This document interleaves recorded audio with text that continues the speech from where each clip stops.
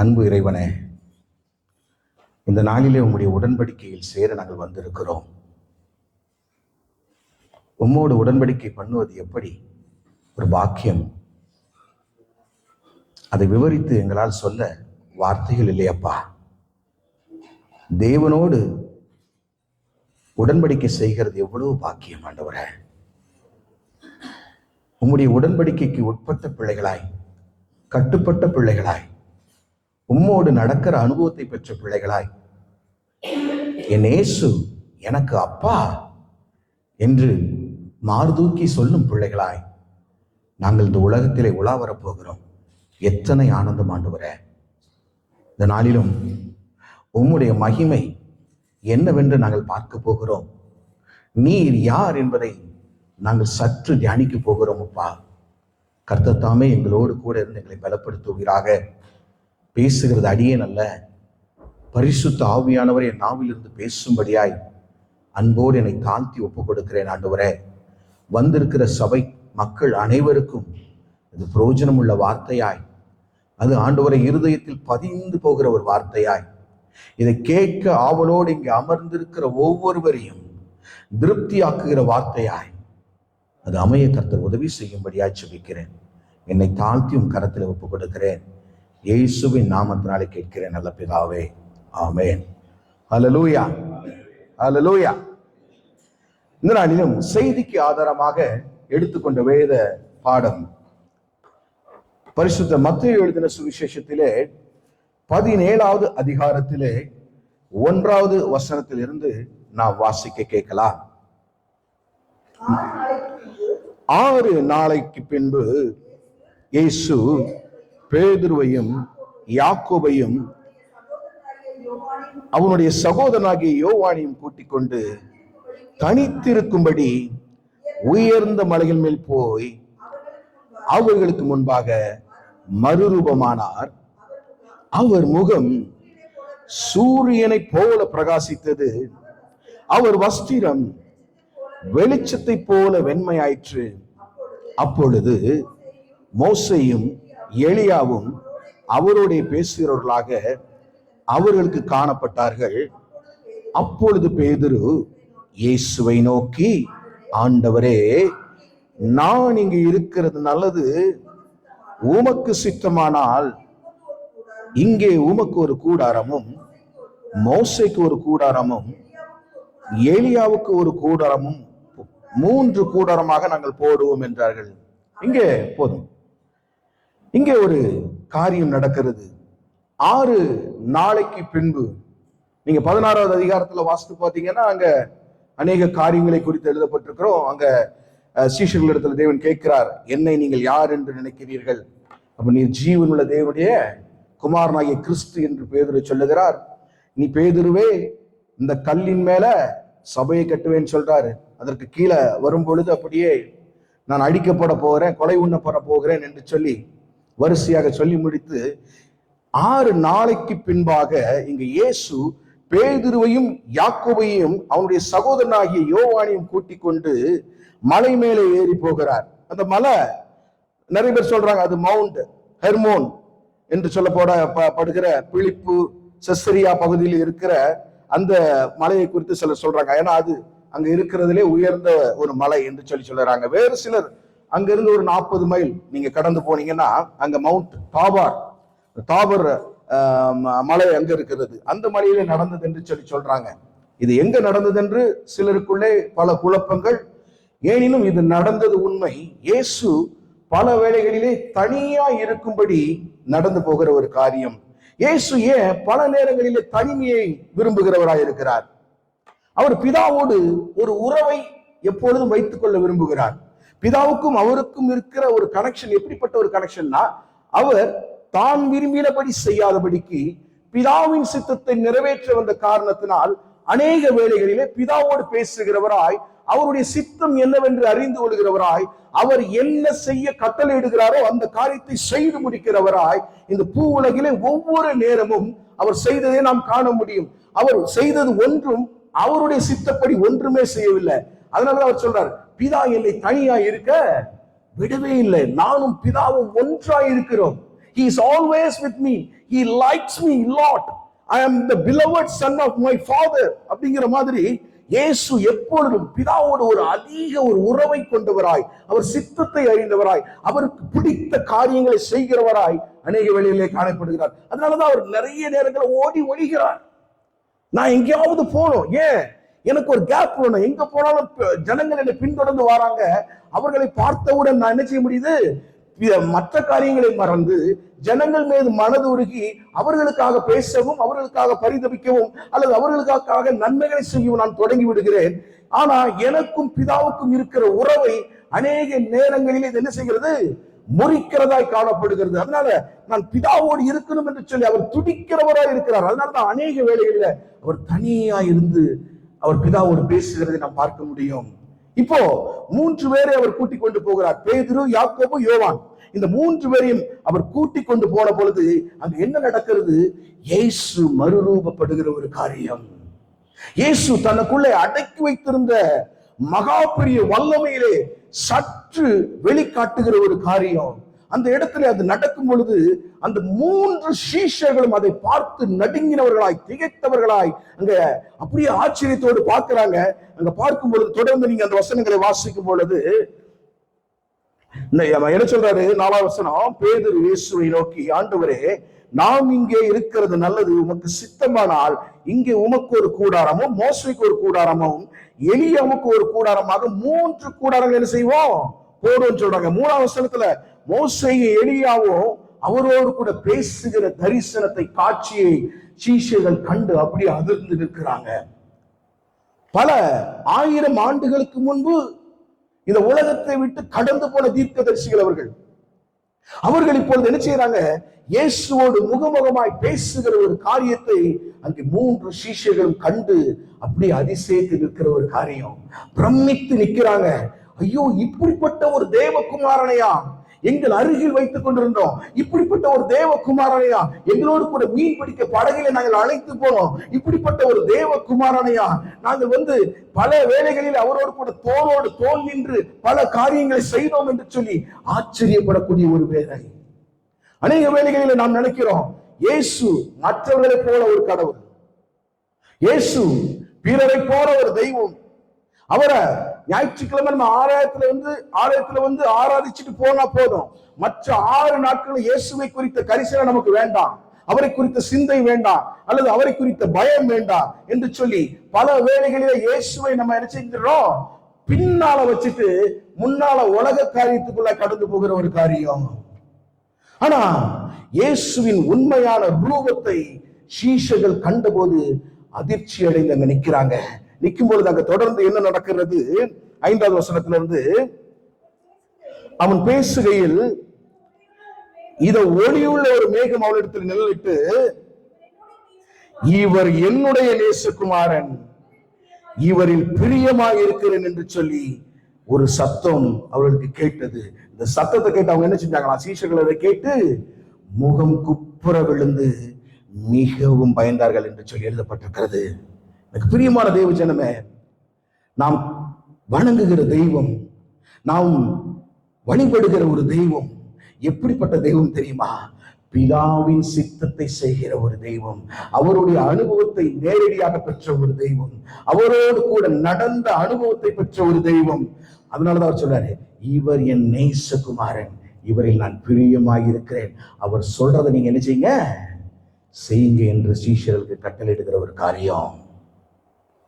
அப்போ இயேசு தனக்குள்ளே அடக்கி வைத்திருந்த ஒரு மகிமையை காட்டும் பொழுது அங்கே பல காரியங்கள் அவருடைய இருதயத்தில் வருகிறது. இயேசுவை குறித்து பழைய ஏற்பாட்டுல தேவனை குறித்தும் அவரோடு கூட நடந்த அனுபவத்தை குறித்தும் பல தீர்க்கதரிசிகள் எழுதுகிறதை நாம் பார்க்க முடியும்.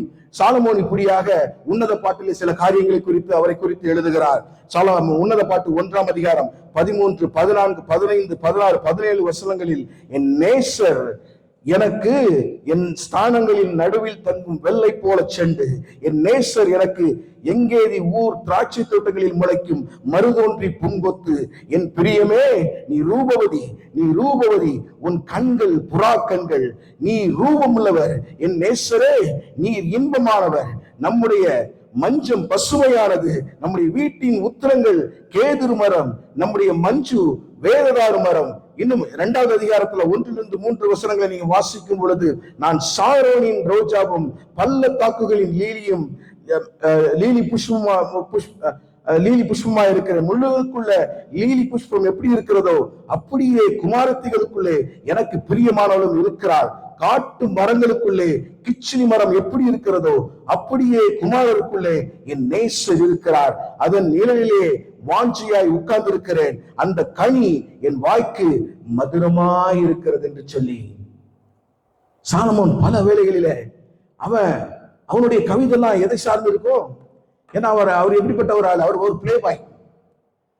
அவர் 700 மனைவிகளையும் 300 மறுமனையாட்டிகள் வைத்திருந்தவர். 1000 பெண்களை பார்த்தவர்.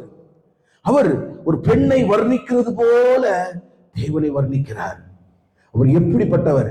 இந்த என்ன அழகு இயேசுவின் கண்கள். ஒரு அக்கா ஒரு பாட்டு எழுதியிருந்தாங்க ரொம்ப நாளைக்கு முன்னால.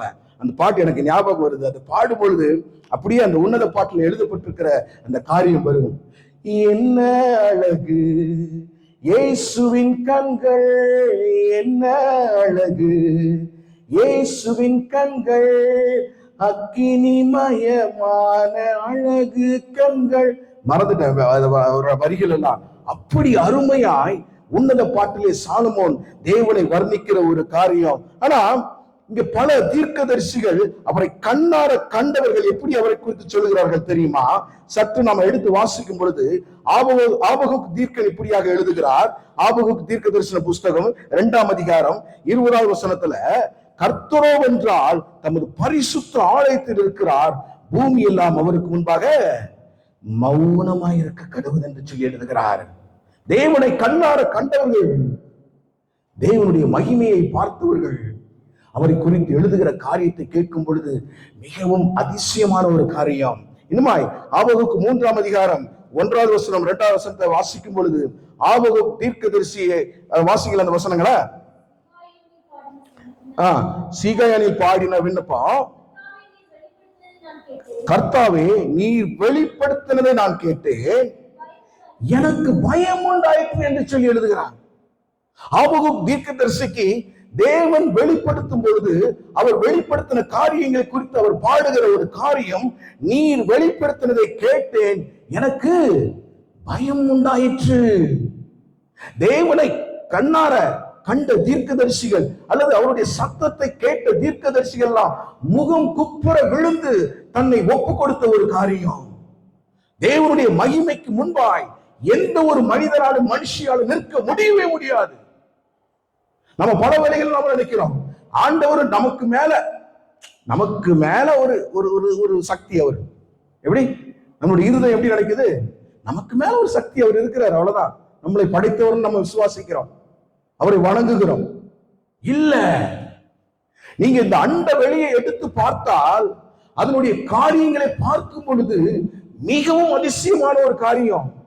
ஆனா வேதம் அவரை குறித்து எப்படி எழுதுகிறது? அவர் வானத்தை இழுத்து நிறுத்தினாராம். கொஞ்சம் யோசித்து பாருங்களேன். பெரிய பிக் பேங் வெடிப்பிலால உருவானது இந்த அண்டவெளின்னு சொல்லி விஞ்ஞானிகள் சொல்றாங்க. ஆனா தேவன் இந்த உலகத்தை எப்படி படைத்தார் என்று சொல்லி வேதம் நமக்கு கற்றுக் கொடுத்திருக்கிறது. அவர் நட்சத்திரங்கள் பெயர் சொல்லி அழைக்கிறவர் என்று சொல்லி யோபுவில் எழுதப்பட்டிருக்கிறது. யோபு இடத்துல கேட்கிற, யோபு நான் யார் தெரியுமா? நான் நட்சத்திரங்களை பெயர் சொல்லி அழைக்க அது என்னிடத்தில் வந்து வணங்கி நிற்கும் என்று சொல்லி சொல்லுகிறார். அவருடைய காரியங்கள் எல்லாம் யோசித்து பார்க்கும் பொழுது மிகவும் மிகவும் மிகவும் நம்ம புத்திக்கு எட்டாத ஒரு காரியம். தேவனுடைய வல்லமையை நம்மளோடு இணைத்து பேசுவது மிகப்பெரிய பாவம். அவ்வளவு பெரிய தேவன் அவர், அவ்வளவு மகிமையை கொண்டிருக்கிறவர். கொஞ்சம் யோசித்து பாருங்க. ஒரு களிமண்ணை எடுத்து அப்படியே ஒரு அச்சில வார்த்து மாதிரி நம்மளை வார்த்து அவருடைய ரூபத்தை கொடுத்து அழகா அவரை ஒரு குயவன் மாதிரி அழகா மண்ணை வச்சு நம்மளை செதுக்கி வளர்ந்து அவருடைய ஜீவ சுவாசத்தை நம் மீது ஊதினார் என்று சொல்லி வேதத்தில் சொல்லப்பட்டிருக்கிறது. ஜஸ்ட் அவ்வளவுதான், ஒரு ஜீவன் அங்கு எழும்பி நிற்கிறது. அது அவரை போலவே இருந்தது பிரியமானவர்களே. அதனாலதான் அவர், என் ரூபமாய் நான் படைத்த என் ஜனங்கள் எனக்கு விரோதமாய் போனார்கள் என்று சொல்லி பல வேளைகளிலே வருத்தப்படக்கூடிய ஒரு காரியம். அவர் சகல காரியத்தையும் நம்மளிடத்தில் ஒப்புக் கொடுத்து, நான் வல்லமை நிறைந்த தேவன் தான், நான் மகத்துவம் உள்ள தேவன் தான், நான் தான் அனைத்தையும் படைத்தேன், காட்டு மிருகங்கள், பறவைகள், மனிதர்கள் எல்லாவற்றையும் படைத்தது நான் தான். ஆனா நான் எதற்காக உங்களை என்ன மாதிரி படைச்சேன் தெரியுமா? ஏன்னா என்ன மாதிரி நீங்களும் அதை ஆண்டு கொள்ள வேண்டும் என்கின்ற ஒரு ஆசை. இந்த உலகை நான் தனியாக ஆட்சி செய்ய விரும்பவில்லை. என்னோடு கூட நீங்களும் இந்த அரசாட்சியில் பங்கு பெற வேண்டும், பங்களிக்க வேண்டும். என்னுடைய ராஜ்யம் வரும் பொழுது நீங்கள் அனைவரும் வந்து என்னோடு கூட நின்று என்னோடு கூட நீங்களும் ஆட்சியில பங்கு பெற வேண்டும் என்பதுதான் தேவனுடைய ஆசை. அதனாலதான் அவர் சகல காரியங்களை உருவாக்கி அதை ஆதாமில் ஏவாள் இடத்துல கொடுக்கிறார். ஆனா நாம ஆதி காலத்திலிருந்து தேவனுக்கு விரோதமான காரியங்களை செய்து கொண்டிருக்கிறோமே. ஏன் நம்ம யோசித்து பார்த்திருக்கிறோமா?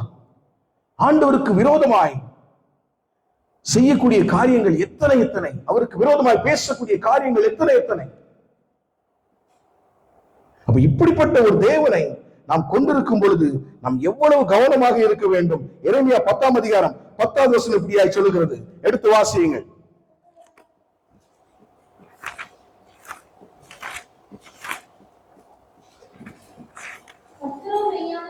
கர்த்தரோ மெய்யான தெய்வம், அவர் ஜீவனுள்ள தேவன், நித்திய ராஜா.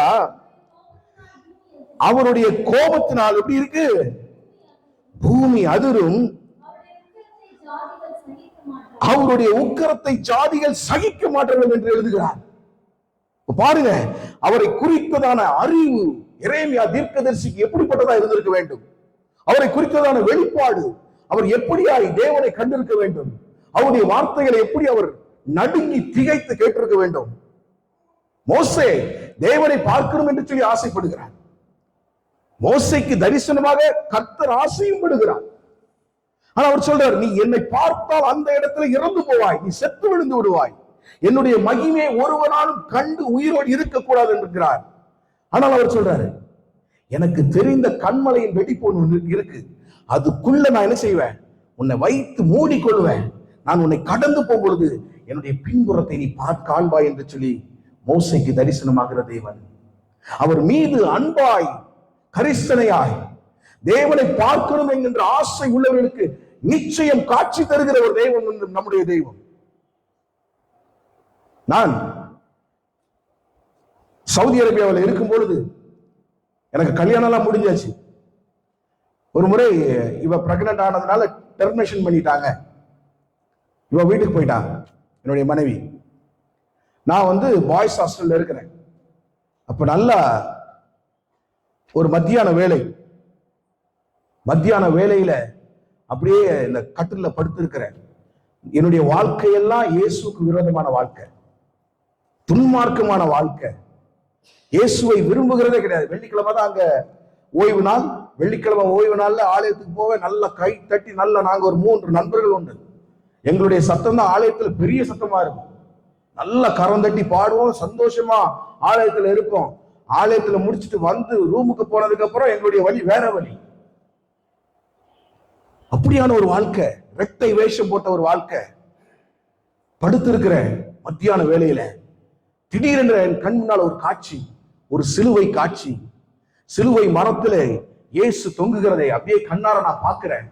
எனக்கு என்னுடைய மைண்ட் எல்லாம் அப்படி ரீவைண்ட் ஆகுது. அப்படியே நான் காண்கிறது கனவா நனவான். அப்படி இயேசுவின் கண்களில் இருந்து வழிகிற ஒரு கண்ணீர் என் முன்னால் அப்படியே இறங்கி வருகிறதை நான் பார்க்கிறேன். 2 முறை நான் பார்த்திருக்கிறேன் இயேசுவை. நான் என்னுடைய டைரியில எழுதி வச்சிருக்கிறேன். ஒரு நாள் விடிய காலையில 4 மணிக்கு உலகம் அழிவு எப்படி இருக்கும் என்று சொல்லி அப்படி தீர்க்க தரிசனமா நான் பார்க்கிறேன். பார்த்து நடுங்கி எழுந்து உட்கார்ந்து 4 மணிக்கு டைரி எடுத்து உட்கார்ந்து எழுதி கொண்டிருக்கிறேன். என் மனைவி கேட்கிறா, என்னாச்சு என்னாச்சு, என்ன எழுதுறீங்க நடுராத்திரில எழுச்சி உட்கார்ந்து? அப்படி இயேசுவின் முகத்தை நான் பார்க்கும் பொழுது அது கண்ணீர் கவலை நிறைந்த ஒரு முகம். அவர் சொல்றாரு, இந்த உலகம் அழிவுக்குள்ளா போகுதப்பா, எனக்கு நிறைய ஆட்கள் வேணுமே, திரளான ஆட்களை தேடி நான் அலைகிறேனே, அறுப்போ மீதி ஆட்களோ இல்லையே. நீ இப்படி உறங்கி கொண்டிருக்கிறாயே, இப்படி குடித்து வெறித்து நாசமாய் போகிறாயே, உன் வாழ்க்கையை வீணாய் கழித்துக் கொண்டிருக்கிறாயே, எனக்காக ஏதாவது செய்யக்கூடாதா? உன் கரத்தை திடப்படுத்த கூடாதா? உன் முழங்கால்களை முடக்க கூடாதா? எனக்காக எழுதி பிரகாசிக்க கூடாதா? உன் கண்கள் கண்ணீரால் நிரம்ப கூடாதா? அழிந்து போகிற ஜனங்களை பார்த்து உன் கண்கள் கண்ணீர் வடிக்காதா என்று சொல்லி கதறின இயேசுவின் முகத்தை பார்த்து என்னுடைய குணம் மாற ஆரம்பித்தது. பிரியமானவர்களே, எல்லாருக்கும் ஒரு டர்னிங் பாயிண்ட் விட்டு வாழ்க்கையில இயேசுவை, அவள் கவலை நிறைந்த கண்ணீர் முகத்தை நீங்க பார்த்தீங்கன்னா உங்களால 2 நாளைக்கு சாப்பிட முடியாது, ஒழுங்கா தூங்க முடியாது, உங்களுடைய நாட்கள் எல்லாம் அது நினைவாகவே இருக்க முடியும். ஆண்டவரே, எனக்காக உயிரே விட்டீங்களப்பா, உடம்புல கடைசி சொட்டு ரத்தம் கூட இல்லாதபடிக்கு எல்லாவற்றையும் தரையில் சிந்த ஒப்பு கொடுத்தீங்களே, நான் உங்களுக்கு என்ன பண்ணிட்டேன்? துரோகத்தை தவிர என்ன பண்ணிட்டேன்? மீறுதலை தவிர நான் என்ன செய்துட்டேன்ப்பா? அக்கிரமத்தை தவிர இந்த உலகத்துல நான் என்ன செஞ்சிட்டேன்? கொஞ்சம் யோசிச்சு பாருங்க. அந்த முகத்திற்கு முன்பாய் நம்மளுடைய படிப்பு, நம்மளுடைய ஆடம்பரம், நம்மளுடைய தகுதி, நம்மளுடைய பெருமை எல்லாம் வெறும் குப்பைங்க. இதை உணர்ந்துட்டா போதும், இயேசுவின் மகிமையை உணர்ந்துட்டா போதும், நம்முடைய இருதயத்துல நம்ம எழும்பிடுவோம், நம்ம பிரகாசிக்க ஆரம்பிச்சிருவோம், நம்ம சுடர்விட ஆரம்பிச்சிருவோம். அவர்களுக்கு முன்பாக நம்ம கிட்ட இருக்கிறதெல்லாம் ஒண்ணுமே கிடையாது, ஒண்ணுமே கிடையாது. அதான் ஒரு அருமையான பக்தருக்கு எழுதினார், வாழ்நாளை எல்லாம் வீணாளாய் வருத்தத்தோடு கழிப்பது ஏன், வாழ்நாளை எல்லாம் வீணாளாய் வருத்தத்தோடு கழிப்பது ஏன், வந்தவர் பாதம் சரணடைந்தால் வாழ்வித்து உன்னை சேர்த்து கொள்வார், வருவாய் தருணம் இதுவே அழைக்கிறாரே வல்ல ஆண்டவரே உன்னை, வருவாய் தருணம் இதுவே அழைக்கிறாரே வல்ல ஆண்டவரே உன்னை, கட்டின வீடும் நிலம் பொருளும் கண்டிடும் ஊற்றார் உறவினரும், கட்டின வீடும் நிலம் பொருளும் கண்டிடும் ஊற்றார் உறவினரும், கூடுவிட்டு உன் ஆவி போனால் கூட உன்னோடு வருவதில்லை, வருவாய் தருணம் இதுவே அழைக்கிறாரே வல்ல ஆண்டவரே உன்னை. பாருங்க, ஆண்டவர் நமக்கு தந்திருக்கிறது ஒரு உன்னதமான வாழ்க்கை. இந்த வாழ்க்கையை யாருக்காக பயன்படுத்தி கொண்டிருக்கிறோம்? நமக்கு அவர் தந்திருக்கிற கல்வி, ஞானம், பணம், பொருள், அந்தஸ்து, ஆஸ்தி, இவைகள் எல்லாம் யாருக்காக செலவிடப்பட்டுக் கொண்டிருக்கிறது? பிரியமானவர்களே, நம்மை பெருமைப்படுத்துவதற்காகவா? நம்மளுடைய இருதயத்தை உயர்த்துவதற்காகவா? தேவனுக்கு முன்பாய் நம்ம வெறும் மண். அதனாலதான் அவர் சொல்றாரு, நம்மை மண் என்று நினைவு கூறுகிற தெய்வம், மறந்து விட வேண்டாம். இன்னும் எரேமியா, ஏசாயா 6ஆம் அதிகாரம் 1-5 வசனங்களை நீங்க வாசிக்கும் பொழுது இங்க ஏசாயா ஒரு அருமையான காரியத்தை குறித்து எழுதி வைத்திருக்கிறார். அதை சற்று நான் காண்பித்து விட்டு போகிறேன். ஏசாயா 6ஆம் அதிகாரம் 1-5 வசனங்கள். உசியா ராஜா மரணமடைந்த வருஷத்துல ஆண்டவர் உயரமும் உன்னதமும்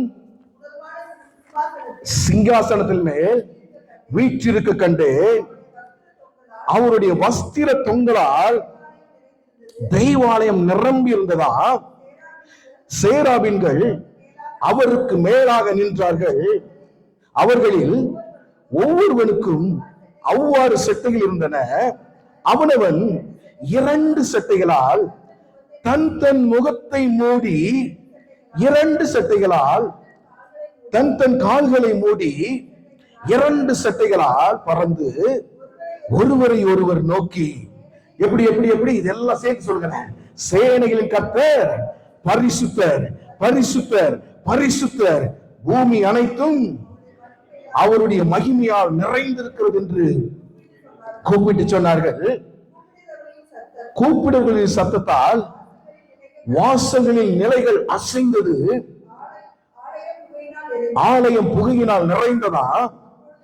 அப்பொழுது நான் தீர்க்கதரிசி சொல்றார், அப்பொழுது நான் ஐயோ அதமானேன், நான் அசுத்த உடல் உள்ள மனுஷன், அசுத்த உடல் உள்ள ஜனங்களின் நடுவில் வாசமாய் இருக்கிறவன், சேனைகளின் கர்த்தராகிய ராஜாவே, என் கண்கள் கண்டதே என்று சொல்லி அவன் திகைத்து நிற்கிறான்.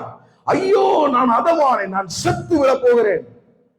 வல்லமையுள்ள தேவனை கண்டேன்.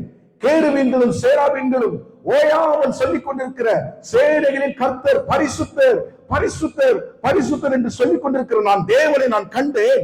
ஐயோ நான் இப்பொழுது சாக போகிறேன் என்று சொல்லி அலறி துடிக்கிற தீர்க்கனின் சத்தம் உங்களுடைய காதுகளில் இந்த ராகில துணிக்கட்டும். இன்னும் 6வது வசனம் 7வது வசனத்தை வாசிங்க. பலிபீடத்திலிருந்து தன் கையில் பிடித்திருந்த குரத்தால் ஒரு நெருப்பு கடலை எடுத்து என்னிடத்தில் கடந்து வந்து அதனால் என் வாயை தொட்டு, இதோ இது உன் உதடுகளை தொட்டதினால் உன் அக்கிரமம் நீங்கி உன் பாவம் நிவர்த்தியானது என்றார். இப்ப சேராபீன்கள் ஒருவன் என்ன செய்யறான்? பலிபீடத்திலிருந்து, தேவனிடத்தில் எரிந்து கொண்டிருக்கிற பலிபீடத்திலிருந்து தன் கையிலே பிடித்த ஒரு குரட்டால் ஒரு நெருப்பு தழலை எடுத்துக் கொண்டு வந்து அதை என்ன செய்யறான்? அதனால் அவன் வாயை தொட்டு, இதோ உன் உதடுகளை தொட்டதினால் உன் அக்கிரமம் நீங்கி உன் பாவம் நிவர்த்தியானது என்று சொல்லி, பாவம் ஏசாயா தீர்க்கதரிசிக்கு பாவம் நிவர்த்தியாகின ஒரு கட்டம் அங்க நியாயப்பிரமாணம் கொடுக்கப்பட்டிருந்தது. நியாயப்பிரமாணம் நம்முடைய பாவத்தை அறிவிக்க அது வல்லமை உள்ளதாக இருக்கிறது. 10 கட்டளைகள் தேவன் கொடுத்தார். இந்த கட்டளையின்படி நீங்கள் நடக்க வேண்டும் என்று சொன்னார். ஆனால் அந்த கட்டளைகளால் நம்மளால் என்ன செய்ய முடியாது? கழுவி பரிசுத்தப்படுத்த முடியாது. அந்த கட்டளைகள் நம்மை நேர்வழியில் நடத்த முடியாது. ஒருவேளை அந்த கட்டளைகள் என்ன செய்ய முடியும்? நம்மளுடைய பாவங்களை சுட்டி காட்டுகிற ஒரு கருவியாய் அது பயன்படுமே ஒழிய நம்முடைய பாவங்களை அந்த கட்டளைகளினால் என்ன செய்ய முடியாது? போக்க முடியாது, நீக்க முடியாது. அதனாலதான் கேருபீன்கள் என்ன செய்யறாரு? சேராபீன்கள் பலிபீடத்திலிருந்து ஒரு நெருப்பு தழலை எடுத்துக்கொண்டு ஏசாயாவின் நாக்கை உதட்டை தொட்டு உன் பாவம் நீங்கினது என்று சொல்லுகிற ஒரு காரியம். 8வது வசனத்தை வாசிங்க. அதுல பின்பு யாரை நான் அனுப்புவேன், யார் நமது காரியமாய் போவான் என்று உரைக்கிற ஆண்டவருடைய சத்தத்தை கேட்பதற்கு இப்ப சொல்றாரு. அவர் பாவம் நீக்கப்பட்டாச்சு, அவர் ஒரு பரிசுத்தவனாக மாறிட்டாரு. இப்ப தேவனிடத்துல தன்னை ஒப்பு கொடுக்கிறாரு. ஆண்டவர் கேட்கிறார், யார் என் வேலையாய் போவான், யார் நமது வேலையாய் போவான் சொல்லி கேட்கும் பொழுது அவர் ஒப்பு கொடுக்கிறார். பாருங்க, அதற்கு நான் இதோ அடியேன் இருக்கிறேன்.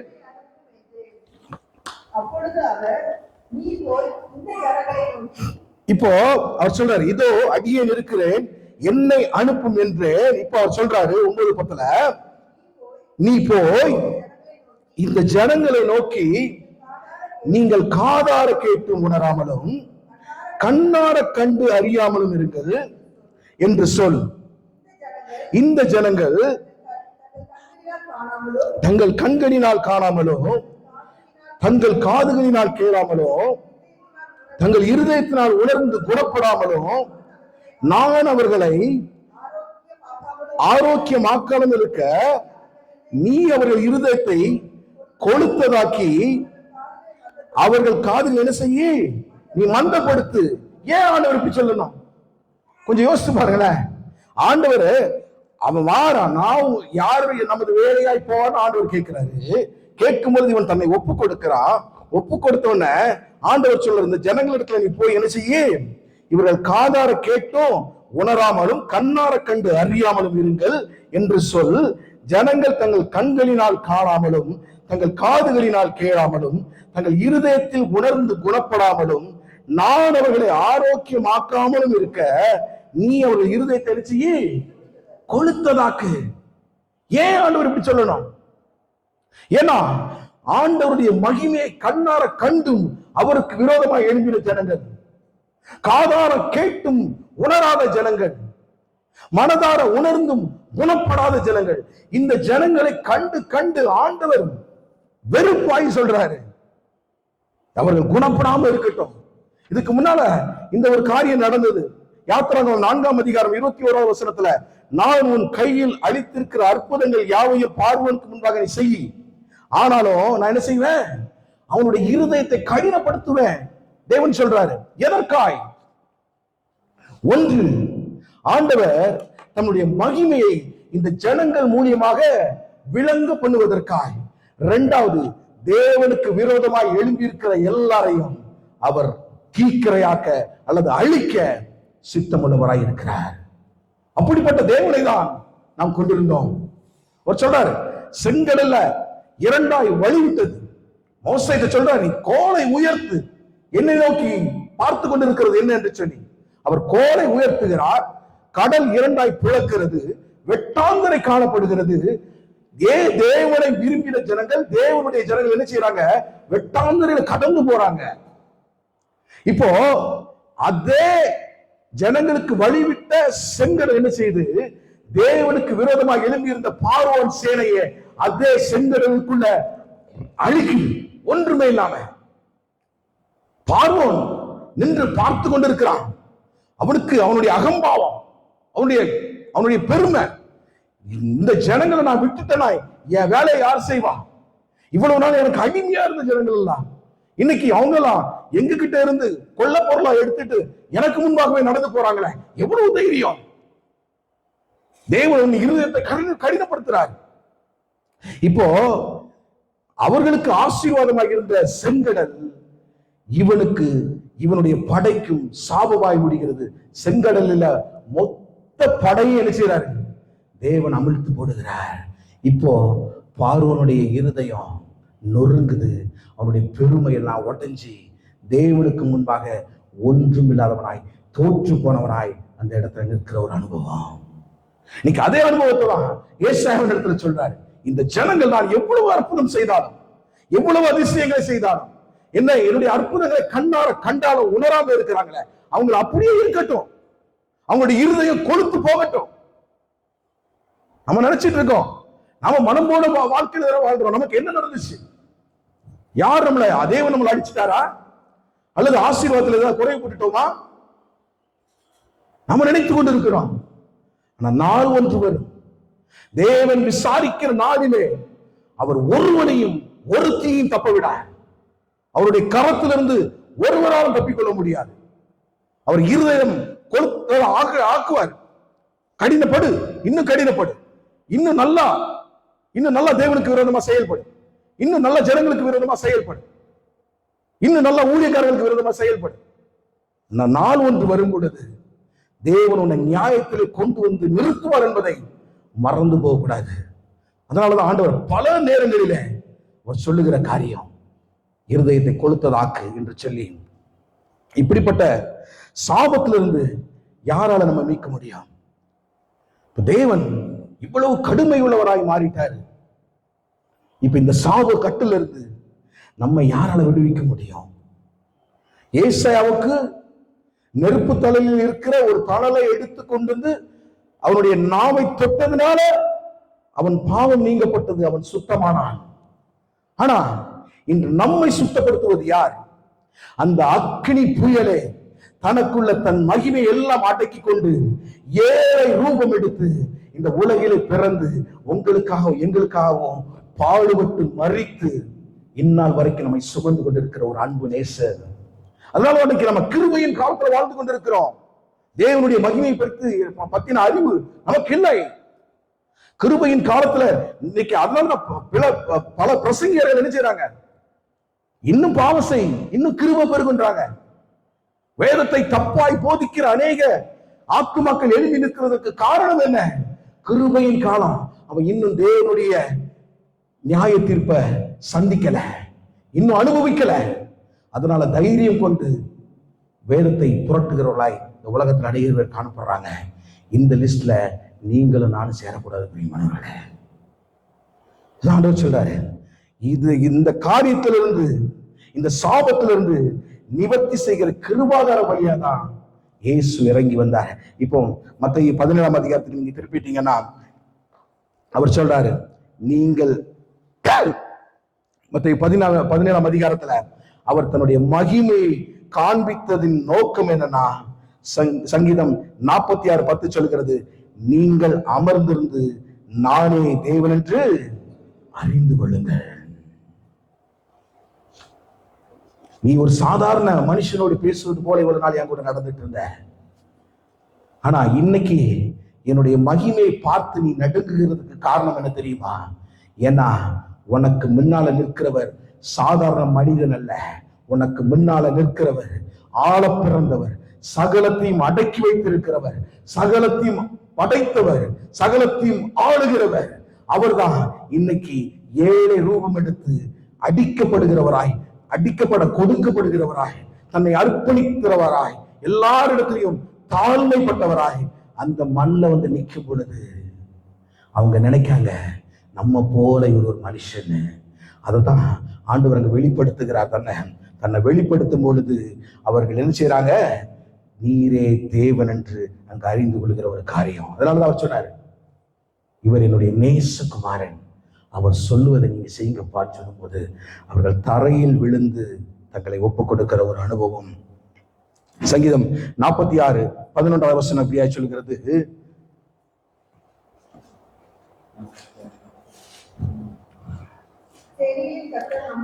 பத்துல இருந்தே வாசல், நீங்கள் அமர்ந்திருந்து நானே தேவன் என்று அறிந்து கொள்ளுங்கள், ஜாதிகளுக்குள்ளே உயர்ந்திருப்பேன், பூமியிலே உயர்ந்திருப்பேன், சேனைகளின் கர்த்தர் நம்மோடு இருக்கிறார், யாக்கோபின் தேவன் நமக்கு உயர்ந்த அடைக்கலமானவர் என்று சொல்லி வேதம் அவரை குறித்து வர்ணிக்கிறது. பிரியமானவரே, இப்படிப்பட்ட தேவனை தான் நாம வணங்கி கொண்டு இருக்கிறோம்.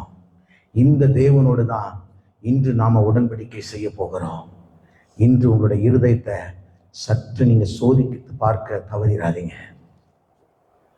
ஏதோ வழக்கம் போல எல்லா ஞாயிற்றுக்கிழமையும் வந்து எல்லா ஞாயிற்றுக்கிழமையும் நம்ம ஆராதனை செய்து வெளியில போகிற மாதிரி இன்னைக்கு வேண்டாம். அதனாலதான் நான் 16ஆம் அதிகாரத்துல எடுக்கிறதுல இருந்து ஜம்ப் பண்ணி இன்னைக்கு 17ஆம் அதிகாரத்துக்கு வந்ததுக்கு காரணம், இன்னைக்கு தேவனோடு நாம செய்ய போற இந்த உடன்படிக்கை. இந்த உடன்படிக்கை தேவன் நமக்கு கொடுத்திருக்கிற ஒரு உன்னதமான காரியம். இது நம்மோடு இருக்கிற வரைக்கும் பாவம் நம்மை மேற்கொள்வதில்லை. பாவத்திற்கு நாம் அடிமைகள் அல்ல. பாவத்தின் சங்கிலிகளால் நம்ம கட்டி போட முடியவே முடியாது. ஏன்னா இயேசுவின் ரத்தம் ஒவ்வொரு நாளும் உங்களையும் என்னையும் மீட்கிறது. பிரியமானவர்களே, இந்த உடன்படிக்கைக்கு நாம வழி விலகி போயிட்டோம்னா நம்ம ஆண்டவர் இடத்துல இருந்து வழி விலகி போயிட்டோம்னு அர்த்தம். அதனால இன்னைக்கு உங்களுடைய இருதயத்தை ஆண்டவர் இடத்துல ஒப்பு கொடுங்க. ஆண்டவரே, இவ்வளவு நாள் நான் ஏதோ சாதாரணமா நினைச்சிட்டேன்ப்பா, உம்முடைய மகிமையை குறித்து யோசிக்கும் பொழுது என்னுடைய மைண்ட்ல அதை யோசிக்கவே முடியலையே. இது எவ்வளவு பெரியவர், அதை நான் உணர்ந்தவனாய் அல்லது நான் அதை உணர்ந்தவளாய் இன்னைக்கு நான் என்னை ஒப்பு கொடுக்கட்டும். நான் ஒண்ணும் இல்லைப்பா, உங்களுக்கு முன்னால நான் ஒண்ணுமே இல்லை. என் படிப்பு ஒண்ணும் இல்லை, என் பதவி ஒண்ணுமே இல்லை, என்னுடைய ஆஸ்தி ஒண்ணுமே இல்லை, என் அந்தஸ்துகள் ஒண்ணுமே இல்லைப்பா. அதெல்லாம் குப்பை ஆண்டவரே, நீர் என்னை மண்ணென்று நினைவு கூறுகிறீரப்பா. அதை நினைவு கூர்ந்து இந்த நாளில என்னை ஒரு மண்ணாய் உம்மிடத்தில் நான் ஒப்பு கொடுக்கிறேன், என்னை எடுத்து பயன்படுத்தும் என்று சொல்லுவீங்களா? நம்ம யாவரும் கண்களை மூடி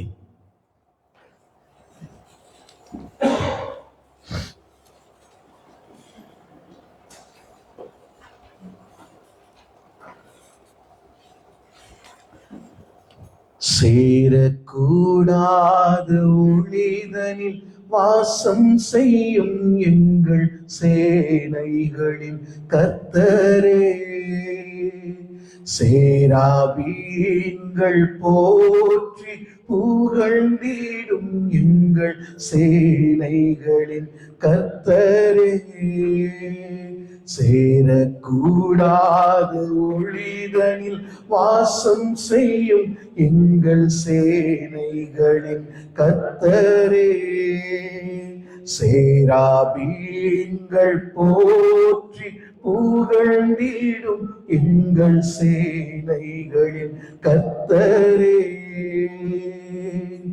சேனைகளின் கர்த்தரே,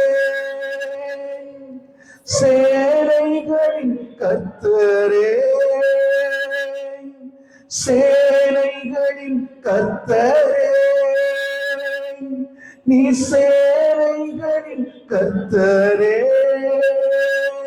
நீர் பரிசுத்தர் பரிசுத்தரே, நீர் பரிசுத்தர் பரிசுத்தரே, சேரக்கூடாத ஒளிதனில் வாசம் செய்யும் எங்கள் சேனைகளின் கர்த்தரே, சேராபீன்கள் போற்றி புகழ்ந்திடும் எங்கள் சேனைகளின் கர்த்தரே, சேனைகளின் கர்த்தரே, சேனைகளின் கர்த்தரே, சேனைகளின் கர்த்தரே, சேனைகளின் கர்த்தரே, நீர் பரிசுத்தர் பரிசுத்தரே, நீர் பரிசுத்தர் பரிசுத்தரே, நீர் பரிசுத்தர் பரிசுத்தரே. ஆமாண்டவரே, இந்த நாளில் உம்முடைய மகிமையை நாங்கள் உணர்ந்து கொண்டோம்ப்பா.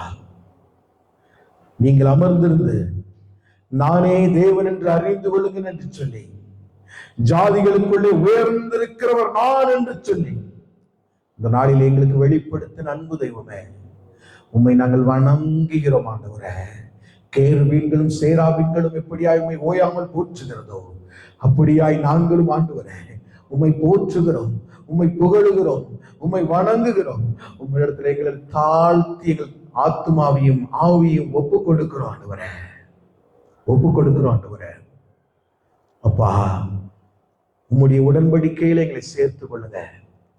நாங்கள் இதற்கு தகுதியானவர்கள் அல்லவே, ஏனினும் எங்களை தகுதிப்படுத்துகிறவர் நீங்கள் அல்லவா அப்பா, எங்களை தகுதிப்படுத்துகிறவர் நீங்கள் அல்லவா. எங்களை தகுதிப்படுத்துங்கப்பா, பிளீஸ் எங்களை தகுதிப்படுத்துங்க. உம்மோடு கூட ஆண்டவரே இந்த உடன்படிக்கையிலே நாங்கள் பங்கு பெற்று ஆண்டவரே தகப்பன் நீர் வரும் அளவும் இந்த உடன்படிக்கையில ஆண்டவரே நாங்கள் நினைவு கூற கர்த்தர் எங்களுக்கு உதவி செய்யும்படியாய் செபிக்கிறோம்.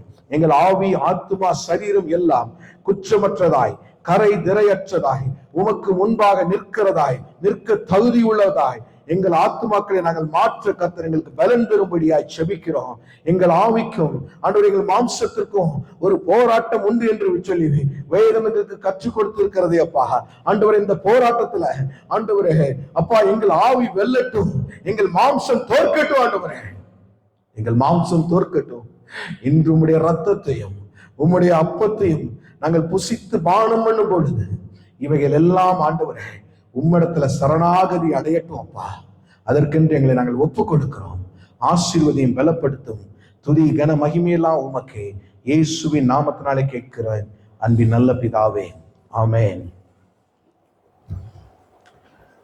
நற்கருணை ஆராதனைக்கு ஆரம்பமாக